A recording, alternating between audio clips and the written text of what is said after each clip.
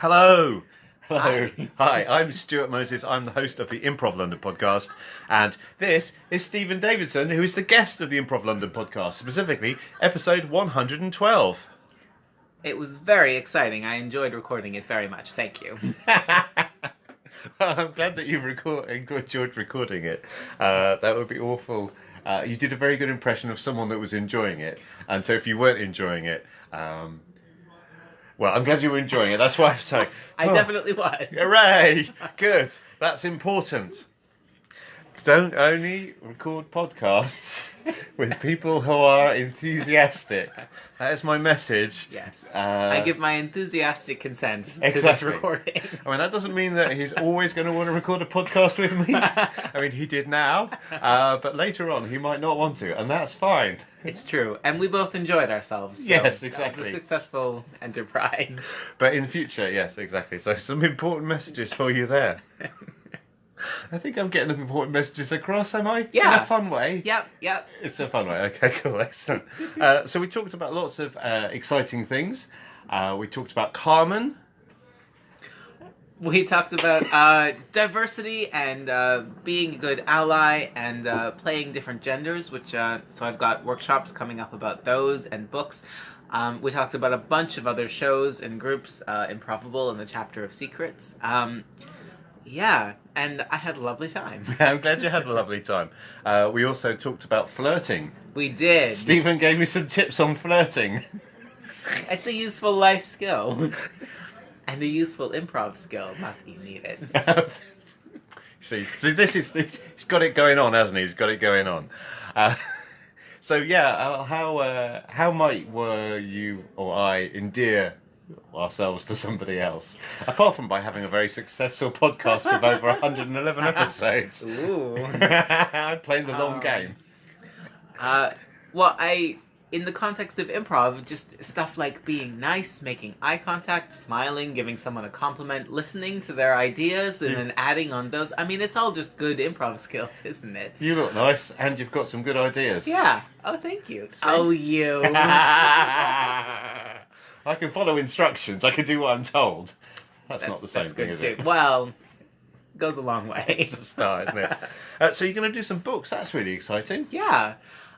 They're both quite short, so they're zine-sized, which means sort of up to 40 pages, so you can get them bound in the sort of simpler, cheaper way, which means I can do them pretty economically, so I'm going to sell them by donation and then use the cash to do free improv classes, which I'm really excited about, because the first one is about diversity and increasing diversity and encouraging that. It's called Play Like an Ally, just like the workshop. So I feel like that's a really appropriate use of the funds, is to keep putting improv out into the world. Cool. And the other workshop is playing different genders. Yeah.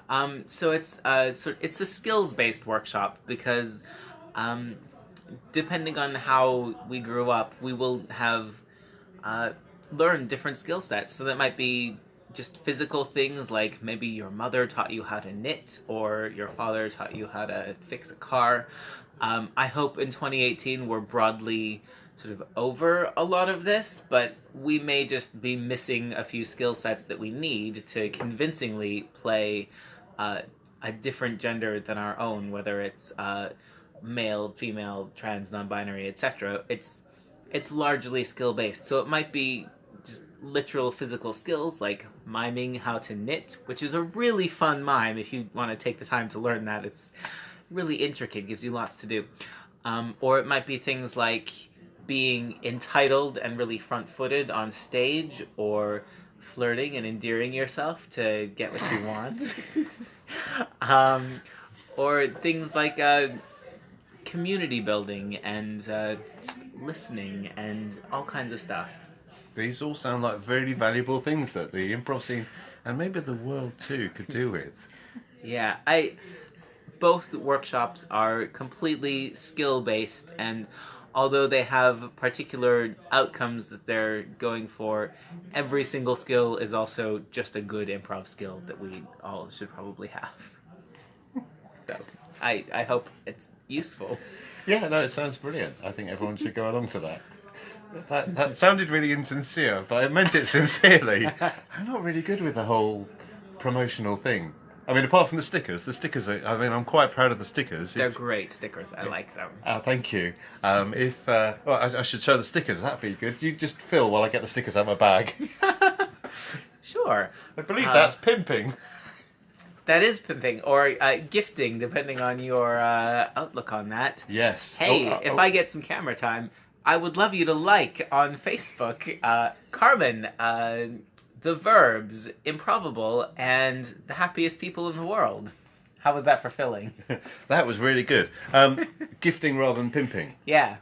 So yes, okay, because obviously the use of the word pimping is problematic. Yeah, but I also think the spirit that you do it in is really important. Like, is the person going to enjoy this thing? Are they going to look good? Or, like, are you purposefully pimping them into something you know they definitely don't want to do?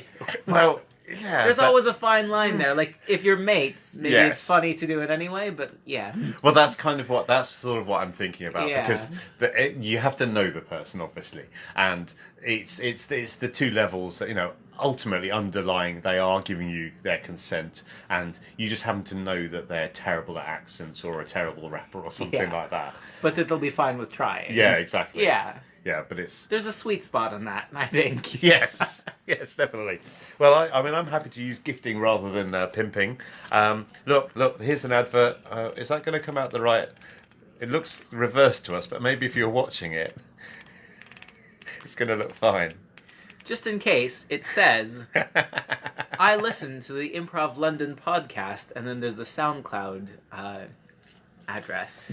So I thought that these stickers would encourage people to make the stickers true. So even if they didn't listen already, that they would then make it true and then listen to the podcast. I like that, yeah. That's the thing that I used to teach kids a lot, and that's the thing that you do a lot to try and encourage good behavior, is compliment it before it exists. And then people think, oh yeah, I am really good at paying attention in class. And they just do it. Yes, it's that whole thing of that, yes. So they live up to your expectations. Yeah, aspirationally. So I naturally presume that everybody is a listener to the Improv London podcast. That's the way to do it. And presume that is the case, and then that becomes true. Well... I mean, it's worked. It's worked so far. I've just got to carry on doing it. Stephen was telling me that he, when watching YouTube, doesn't always remember to like, subscribe, or review. So, if that's true, I would like to encourage you to like, subscribe, or review to the Improv London podcast, and indeed all of Stephen's groups. Which includes Carmen, Improbable, and the Chapter of Secrets. That's not the name of the group. The name of the group is Improbable. Chapter of Secrets is the latest show. The Verbs, they're very good. And the happiest people in the world. The happiest people in the world, yes, that's good. Yes, and I also dropped him in it by saying, what would you like? What were your messages to the improv world? And they were good. Can you remember what they are? Vaguely, I think just being kind and lovely to each other is a very good start. I think those are important messages in these difficult times, and that, if more people were like that, then maybe we wouldn't be in the mess that we're in today. Wow. We can but try. Cool. Right, well, I imagine we should probably let you get on with your work. Or we can chat some more. I've run out of questions. Have you got any questions for me?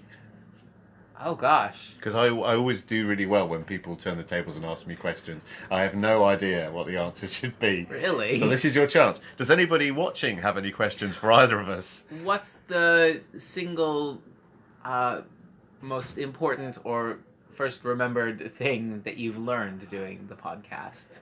Has anyone said something that's just blown your mind, or has the sort of collective power of the answers led you to any revelations? So, the problem is that when I record the podcast, I'm obviously listening to the guest, and then when I listen back to it and edit it, I'm listening to it again. And quite often, when I'm listening back to it, I'm enjoying it even more than the first time I've heard it, because I can just sort of relax and just like not have to think about what I might say. So I always say at the beginning that I'm happy to just sit here and listen to the other person speak for 45 minutes to an hour, and if I don't get to say anything, then that's fine. But I always try and have something to say, because you can always edit out the awkward silences afterwards, but frankly that's work, and I try and make this as I've got a day job as well. So although I listen both times, what tends to happen is that I immediately forget. Well, I think it probably does go in, but because I've done 100, and this is the 112th episode, I always include the ones that you and Ian did in Chicago in that number, even though I didn't do them.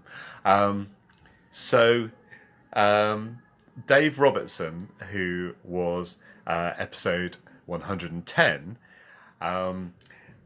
quoted back to me something that I had said on the previous episode, and I thought, well, that sounds wise. I have no recollection of saying that whatsoever. Great. I think it must go. I mean, it does go in, but I can't immediately think of an example. And also, as I said, I'm really terrible because sometimes people like to turn things around and ask me a question, and generally I'm like, oh, okay, I'll need to change gears now. I can't think of anything.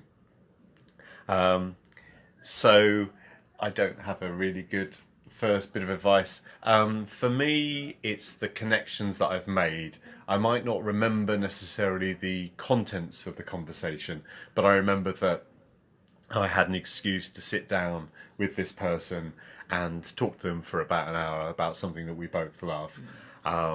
And I will always remember that, even if I don't necessarily remember the individual bits of improv advice, but I suspect they're in there. We have a question from a listener. Let's say hello to William Rowe. Hi, William. Will the books on diversity and others be available online somewhere? Yes, absolutely. Follow me on Facebook or keep an eye on my website, impromiscuous.com. So impromiscuous.com. Oh, that's even funnier when you do it like that. Because I thought it was like improv miscuous. Oh, no, there's no V. Oh, right. It's impromis. Yeah. Oh, but it's I am. Yeah, that's good. Thank you for explaining that. I mean, I thought it was funny, but I hadn't understood it. And now you've explained to me, I find it extra funny. That's good. As we've learned in this recording, I get around a lot in terms of improv. I try to play with as many groups and as many people and as many styles as I can, just as a general goal. So I feel like it was an appropriate name. Yes. No, it's good. It's good to get out there, and we've got a hooray from William. Huzzah! Hooray! Hooray! Hello, William. Hi. Yes. Cool. Do you have any more questions for me? This is awful, isn't it? I put you on the spot now, aren't I? Have you sat down to do podcasts with anybody who you'd never ever met before? Yes. What was that like? That was actually fine. It's interesting, and I would kind of like it if somebody listened to all these podcasts and did some analysis. This is a big ask. Don't feel obliged you need to do this. This was a thought that I had, because I wonder how much you can tell about me as a person based on the way in which I interact with different people. So, am I different when I don't know somebody compared to when I do know somebody? I presume I probably am. And then I was like, am I different when I'm interviewing a woman as opposed to someone that identifies as a man? I hope I'm not, but I'm wondering, are there assumptions I'm unaware of, and do they play out when in the podcast? I hope that's not the case, but if it was the case, I would really want to know. Anyway, I mean, nobody's got time to be going through this and listening and then analysing and then Tom Young says me.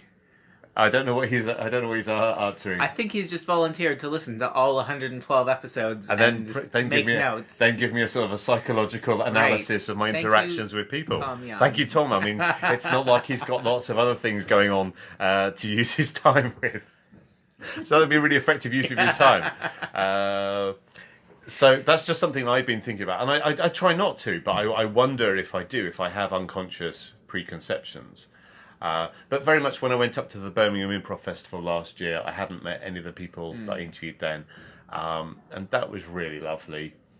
It's a little bit of a roller coaster because you're like, well, what happens if they're terrible? I mean, not specifically, those people, but I mean, I think doing a podcast about improv and knowing that person is interested in improv and has said yes to doing the podcast, I think is usually guaranteed that we'll have a conversation. It's a good start.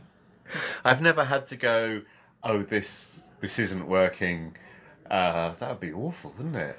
Do you think that'd be awful? Yeah. I mean, yeah. I mean, I've had people who I've interviewed who've said, I'd prefer that we didn't share that. Oh, really? The whole interview? Yeah. Or, ooh. I'm not going to... Definitely don't say who on definitely Facebook not going to Live. say who that is on Facebook Live. And that's entirely fine. I mean, it was, so that there are some missing episodes, but it's fine, someone's circumstances changed or they just, they weren't feeling it, and that's entirely fine. I've never said to anybody, I don't think we should put this out. And that's fine. It's not going to be podcast gold every time. No.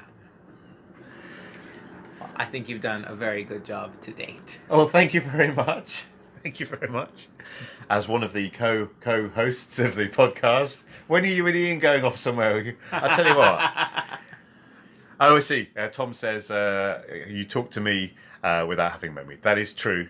And he persuaded me to go to the British Improv Project, which was a really fun weekend. That was really interesting, going and meeting improvisers who were not from London. The only two improvisers from London were Tom Hodge and I, and he lives in Oxford and I live in Reading, so we don't even live in London. And much as you were saying about other parts of Europe, saying on the other podcast, the podcast we just recorded, there was a lot more short form in other countries. I found that was my perceived experience of the rest of the UK as well. So we're in an unusual bubble, living and working and playing in London. Well, I don't live in London, but anyway, that's... Despite the name of my podcast. What does Tom say apart from that? Oh, he has already listened to most of the 110 episodes. Well, thank you very much. Good job. Good job, thank you. Yeah, it's weird, isn't it? It's weird when you create something and then people go, oh, I watched that or I listened to that. And I say thank you. Must be rewarding. Oh, hang on a second. William says, I haven't formally analysed the differences, but having listened extensively prior to meeting Stuart in person, I haven't noticed any difference really between expected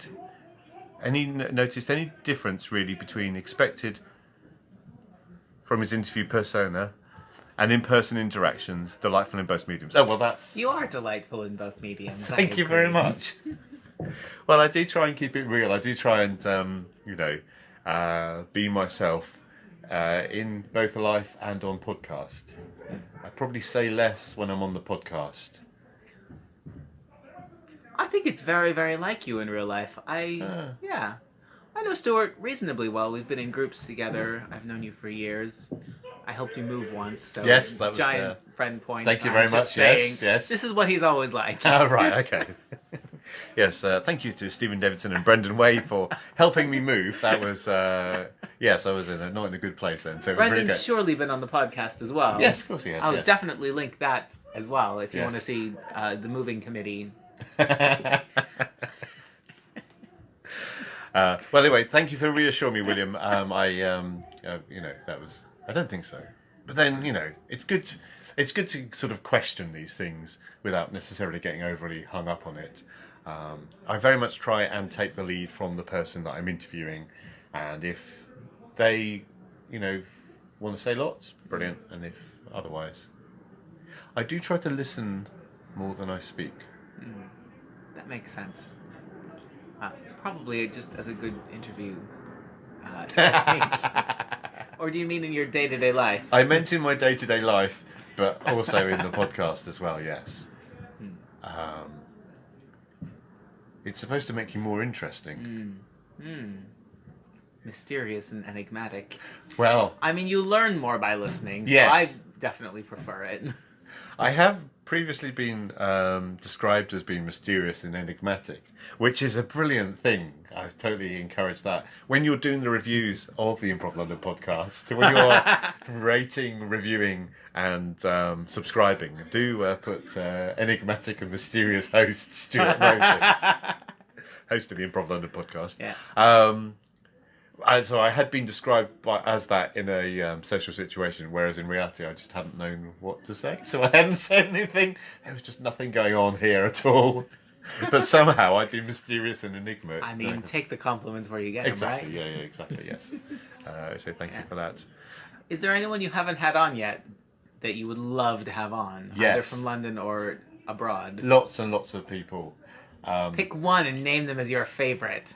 Yes, Jill Bernard. Oh, I love Jill Bernard. I've not interviewed her. That would be really great. Oh, I would love you to interview Jill Yes, Bernard. that would be brilliant. I love her book. The little cute book of improv. I think is a brilliant read, and I think everyone should read it. And you can go back and read it, reread it, and you always learn. There are lots and lots of people. Yeah, that book sort of loosely inspired me to do short, topic-specific books. Yeah. As well, because I think there are so many huge manifestos on how to do improv that are just so broad. Yeah. It gets really overwhelming. Yes. And also, I'm not TJ Jagodowski. Nobody needs to learn my entire philosophy of improv through a manifesto. Like, it's not that interesting to anybody. I would like to read that, but I'm weird. Yeah, you can if you want to read the small cute book of improv. We sell it at the Nursery Theatre. Yes, do get a copy. It is brilliant. It's really, really good. So yeah, I mean there are loads of people, and what's interesting. Okay, whenever I say that, I think, is this interesting? Don't doubt yourself. Just carry on. If you just carried on, it would be all right. So Jules Munns says many wise things, but he also said that if I'd been doing this podcast, a few years ago, there wouldn't have been enough improvisers to have got to episode 112, and there are still loads of people that I haven't spoken to. So, but Jill Bernard just popped into my head because I'm just such a big fan of the book, and Yeah. Brilliant. I sort of feel that we should wrap this up, really. This feels like the natural ending point, doesn't it? Ending point. If you are Jill Bernard, or if you're not, I'd love to have you on the podcast. I think everybody has. I know we said we're going to wind up. I've had another thought. Go on. We'll wrap up soon. But I do think that everybody has a story to tell, and everybody is interested in telling that story. So it's always been an important thing for me to have people who are very experienced, people who are teaching, all that sort of stuff, have written, published books, but also have improvisers who are newer, because I think it's interesting whatever stage of the journey you're at. And I think there are things you can learn from people wherever you are on that journey, wherever they are on the journey. Because, playing with new improvisers can be so refreshing because they don't know the rules, and, they just come up, they can more easily perhaps surprise you, whereas a more experienced player, I don't know, it's just different. So, anyway.